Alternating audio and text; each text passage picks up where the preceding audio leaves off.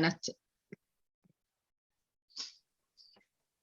Is that us? That's us. Brilliant. Hello, everybody. I'm Ciara, and I've got my lovely friends and colleagues with me today, Sarah, Ed, and Pauline.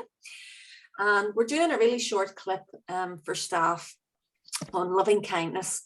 So we're all interested in mindful self-compassion here, and we thought it would be helpful for staff to be able to come on, hear a short bit of information about what is loving kindness, what is mindful self-compassion, just a few slides. Then we're going to go straight to a practice that we're all going to do together. You can do it with us. And then after that, the four of us are just going to have a bit of a chat about what the practice was like, maybe a bit about how we might use it in our daily working lives, and the hope that it might be useful to yourselves. So there's a bit of blurb at the start, then we'll do the practice, and then we're going to have a conversation at the end. So if you don't want the blurb, you can fast forward straight to the practice, and then you can shut it off then if you don't want to hear the conversation afterwards. So it's not going to be too long. Is that okay? Does that sort of explain it? Yeah. So loving kindness phrases, when you hear the term loving kindness, I don't know about you yourselves, but I think, oh God, it's too soppy for me. It sounds too American, too Buddhist or whatever, but really it's quite simple. It's about finding phrases that are personal, that are tailored to you, that help you when things are difficult in life. Life is difficult, no doubt about that. Who do you want in your mind when you're having a bad day? Somebody that's berating you and saying, oh, Ciara, you made a mess of that again. You're useless. You're rubbish. Everybody's going to find out. Or do you want a more compassionate, encouraging voice saying, Ciara, this is difficult, but you know, you're doing your best. You'll do better next time. What do you need to hear in those moments that will help you get through those difficult moments? That's all it really is. So some of the common kind of phrases that people might use are, may I be happy? May I live with ease? May I be free from fear? May I accept myself as I am? So in finding these loving kindness phrases, so they're the kind of common universal ones, but it's much better if you can find your own and if you can make them realistic. So may I be happy? You know, may I live with ease is maybe a bit too unrealistic for me because I'm most people, you can't be happy all the time. You know, may I accept myself as I am? That's something I would struggle with. So for me, it's may I begin to accept myself more, or, you know, something like that. May I begin to accept myself? Yeah, there it is. So those are some of mine. May I begin to accept myself? May I begin to live with more courage? They're actually straight from my little notebook where I keep my loving kindness phrases. And Paul Gilbert is a clinical psychologist who kind of developed compassion focused therapies, and he talks about the tone of voice is actually more important than the words. So you could say to yourself, may I begin to live with more courage, may I be kind to myself, and the tone of voice is anything but kind and compassionate. So it's how you say these words to yourself is really, really, really important. So when you look at those pictures, you can see how that little girl might be speaking to her dog. You know, people talk to their pets all the time, and there you've got someone's, maybe a father, I'm not sure, got it from Google Images, speaking to a baby. How are they going to be speaking? They're not going to be saying, coochie, coochie, coo, you know, I love you. You know, it's going to be very much, hello, wee darling, how are you? And that, it's the tone of voice. So that baby, that dog, they don't speak English, they don't understand it, but their nervous system is impacted by the tone of voice that's used by the girl who loves her dog and by the father who loves the child. So that is really important. So don't get hung up on the words, but the tone of voice you use with yourself is nearly more important than what the words actually are.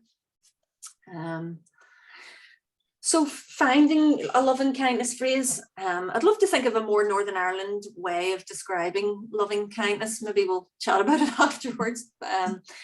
But finding it, sometimes it can be helpful to think, what do I really need? What do I need right now? You know, in a day, if I don't have this need fulfilled, it doesn't feel right. So what is it to you that you need every day to get through a day? And there's lots of universal needs, like the need to be connected to other people. You know, we're social animals at the end of the day. We need that. To be loved, again, we all need that. I know it sounds really soppy, but we do. It's a nice feeling.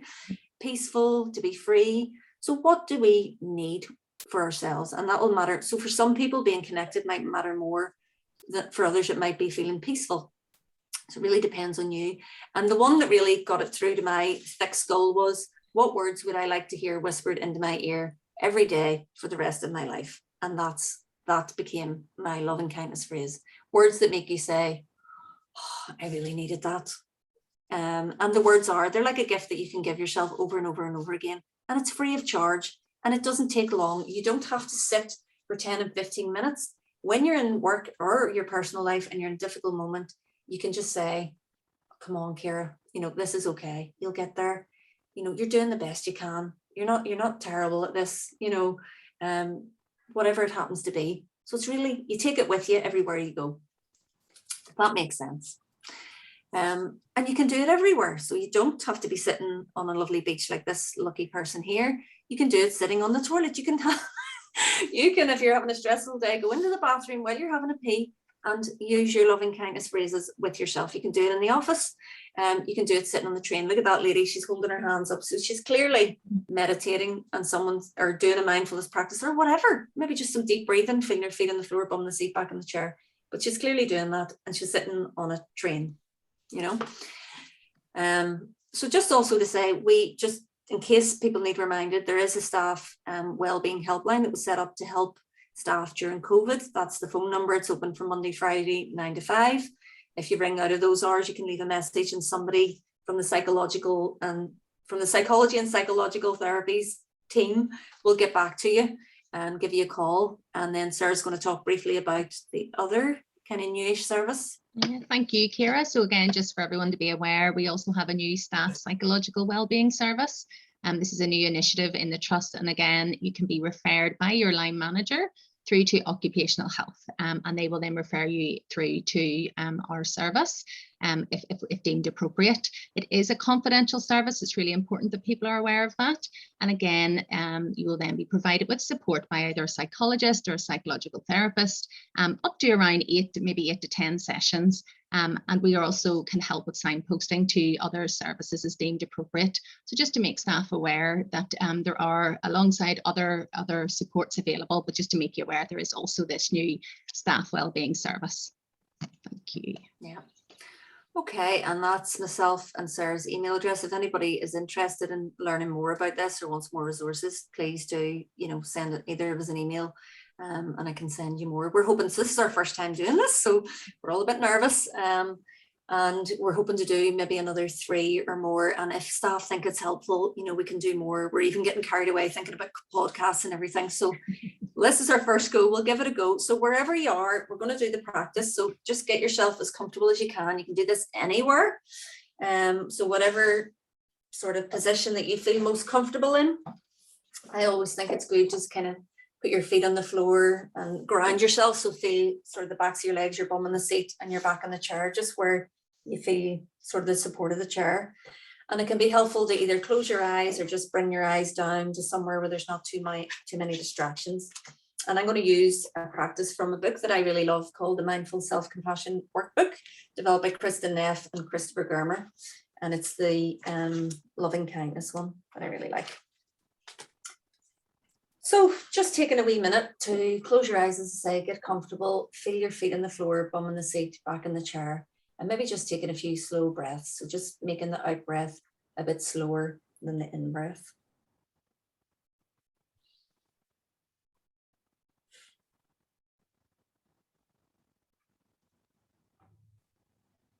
Just a few deep breaths. And maybe just giving yourself a wee hello. Hello, Ciara.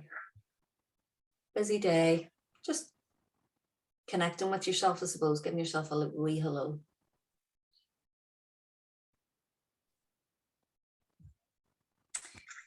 And if you can, just bring into mind a person or another living being who naturally makes you smile, who when you picture them and you see them, they just make you smile. So someone who you have a really easy relationship with, it's uncomplicated. And it could be anybody, it could be a friend, a spouse, could be a child, a grandmother, a pet, just anybody who naturally brings happiness to you, who knows you and accepts you just as you are.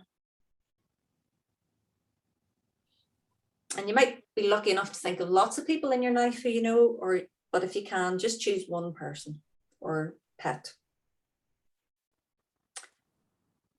And just letting yourself feel what it's like to be in that person's presence. What does it feel like in your body when you're with that person who really makes you smile and who knows you well? And just let yourself create a vivid image of them in your mind's eye and enjoy being in their good company.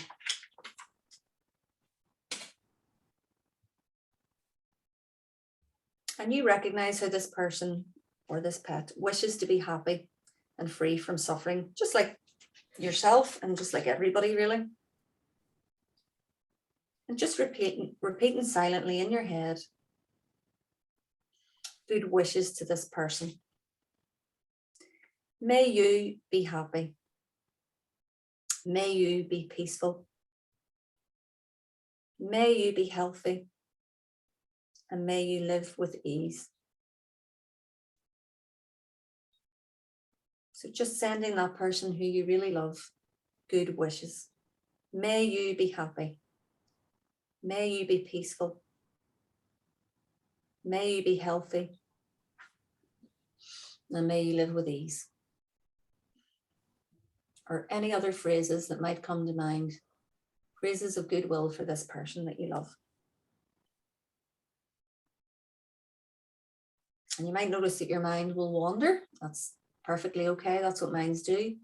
We go off and think about something else, but just gently and kindly bringing your mind back to this practice, to the words and the image of the person. And just savoring any nice warm feelings that might arise. You might notice a smile coming to your face.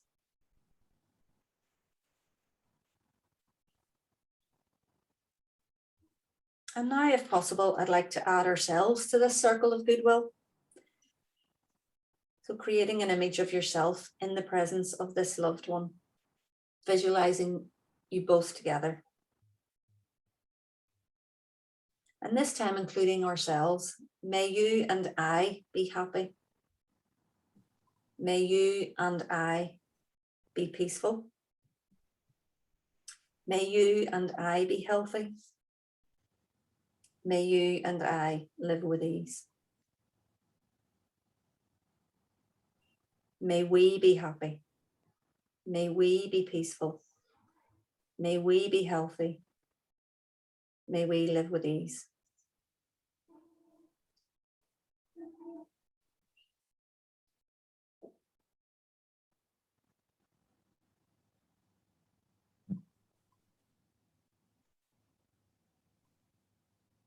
And now letting go of the image of the other.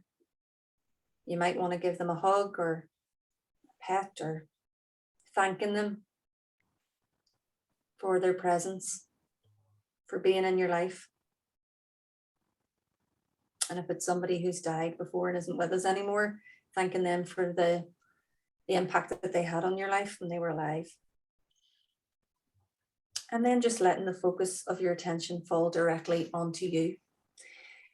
You might want to give yourself a soothing touch, so putting your hand over your heart or one hand on your other hand or your hand on your side, just offering yourself some soothing touch and just feeling the warmth and the gentle pressure of your hand.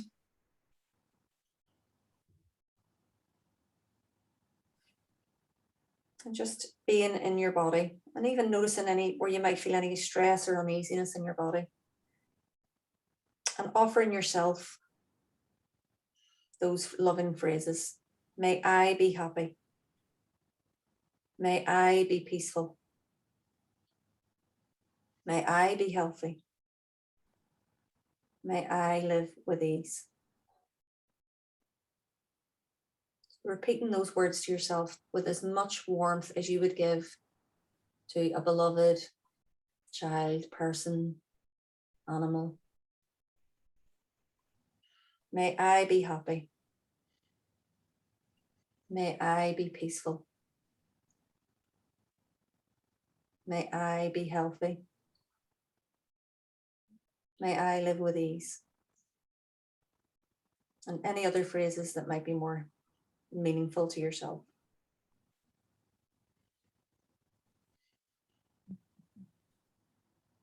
Just taking a few breaths and accepting whatever your experience has been. doing this practice, just experiencing it just exactly as it is. And it can sometimes be helpful to just remember those phrases or any that came to mind and just jot down the ones that stood out for you and meant the most to you in doing that practice. And they can change over time. I know that mine have changed over time doing this practice. And finally, just taking a few deep breaths and bringing yourself back to your surroundings, maybe opening your eyes if they were closed. You might need to do a bit of a stretch. And coming back to each other. So we are just going to have a bit of a chat about what that experience was like for us, because I know I learned so much from talking to other people, real people who have real lives, who might use some of these practices or not in their day-to-day lives. So how was that for everybody? It's lovely, Ciara. I have to say, for me today, and I know I have engaged in some of these exercises with you previously, but the one thing that for me today felt really different but quite containing was whenever you said you can put your hand on your heart or you can put it on your hand. And I know for me in the past, I may not have necessarily, tried that. I might have kept my hand down, but today when I did put my hand here, it actually felt really containing. I felt held, almost as if you could feel your heart. And it was warm. So it was a really lovely experience. Just that, the importance, I guess, of that touch and that connection, and particularly after quite a busy morning. So thank you for that. I suppose for me, I was quite taken aback because I felt a bit emotional. For the person I was thinking about it was my niece, and it's her birthday today, and she's in Liverpool, and I just thought, gosh, I really miss you, I really miss you. But that was a lovely way to connect with her this morning, even though I'm not going to see her. It was just nice to take time and really, see how much people like that mean to you in your life. It's really important, And allowing yourself to feel those feelings, even though she's in Liverpool or here. You're feeling them. I get emotional too, because it's always my nana, my mum's mum. Nana, we called her, and she's died a long time ago, but she had a real impact on me, and it's always her. So I always get a bit emotional, and I hate the bit where you have to let her go. But it brings up those feelings that even though she's not here, I can connect with those feelings that she did give me, even now, all these years later. Yeah, lovely. Carrie, as much as I know this stuff, I've got a stressful day today, stressful day tomorrow, and I didn't do it.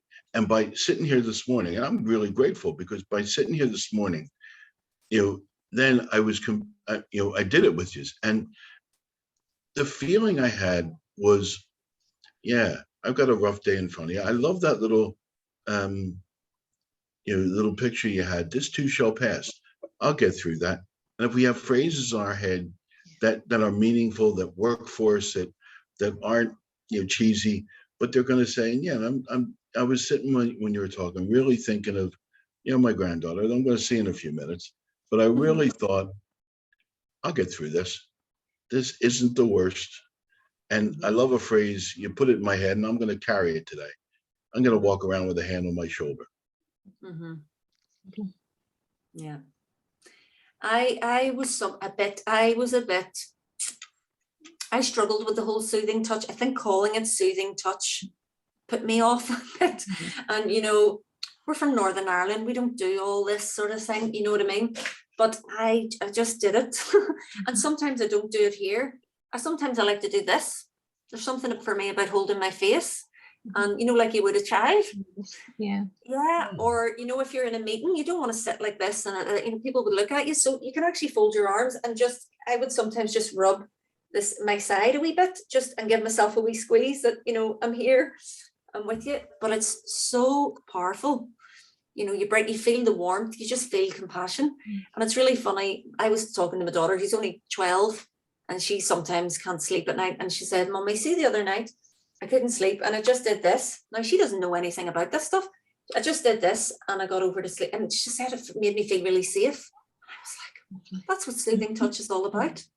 And she just came across that herself. But yeah, it's important just to remember to do these things, and it doesn't come naturally to me. I'm not the most naturally I have lots of compassion for other people, friends, family, clients I work with. Like a lot of us in the trust, with all the compassion for the people that we're there to help, and we need to do a U-turn and bring it back to ourselves, don't we? Absolutely. And even as a group, Ciara, because again, this morning before we started, there was a slight technical hitch.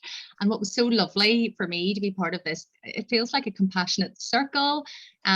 Everyone was coming through with, it's okay, you know, we'll get there, be compassionate to yourself. But isn't that lovely though, that we can take those moments to look out for each other? Because actually life is very busy, and you know, there's a lot going on, and we've just come through and still gone through the impact of COVID and everything else, and just trying to juggle and balance. It's really important, not only to each other, but also, as you say, those messages that we hear in our head or give to ourselves, because we can be very good at supporting our friends and colleagues, but not necessarily being so kind to ourselves.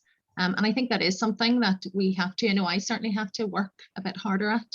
So in that particular exercise, when you talked about those kind words, I think it's really important, you know, that we just take a moment sometimes and say, you know, what would we say to a friend who was maybe going through this, and then try and turn that around. And you know how to do it. Like I was reading Kristen Neff's recent book, Fierce Compassion. She says in one of the first chapters, you don't need to be like, you don't need to have meditated, or this isn't even meditation. This, you know, it's just about a practice to ground yourself in your body, say some loving kindness phrases and feel it. But she said that, you know, you don't need to have meditated for 20 years on the top of a mountain and have all this experience behind you. Have you been a good friend to somebody? And I would say probably all of us have been a good friend. So you know how to do this, because you can do it. You've shown that you've been a good friend. If somebody's having a hard day, giving themselves a hard time, you know what to say, you know how to help them. You just need to turn that around and do it to yourself. So I was really relieved by that. And I thought, fantastic, because I'm not one of those people that's done all those meditation retreats. I can be a good friend. So it's just about turning it around. I think it's really, because we're working in the trust, and where a lot of us are in caring roles, and we are easily able to tap into other people giving. But it is a really powerful question, and it can be uncomfortable to say, what do I need right now? You know, it can be a bit disconcerting, and a bit like you're in an uncomfortable zone initially, thinking, I don't know whether I've ever asked myself that, you know, a lot. And actually, yes, I do deserve to become, you know, my own best friend in a way. I have got the wherewithal within me, got the skills. I can turn this inwards, and I can apply it. I can soothe myself. But it's like everything. It is a wee bit, as you say. We're from Northern Ireland. It's a bit woolly. It's a bit soft, and catch yourself on, like, who's gonna, you know, what are you asking yourself? What do you need? You know, but it's actually very powerful. It's actually very powerful to ask yourself that question, I think, and give yourself what you need, you know. That's an important word you're saying, Pauline, need, because you said I deserve, but we also have needs, and we have a responsibility to look after us, because if we're not looking after us, and Karen, Sarah, you said this in your clip, you're not looking after anybody else. So that's an important thing to think about. Yeah, no, it really is. And, you know, it's important that you can practice this anyway. I mean, you're with yourself all the time. You know, you take yourself to bed, you take yourself on holiday, you take yourself to work. You know, it makes sense to have a better relationship with yourself. Why do you want to bring a bully with you? You know, bring somebody kind with you, because you can't get away from yourself. You're here all of the time in this body, in this head. And, you know, definitely. And again, before we were doing this, you know, I'm a bit nervous about this. I'm not an expert on it. I'm learning as well. And this is our first time doing it. I don't like appearing on camera and recorded and whatever.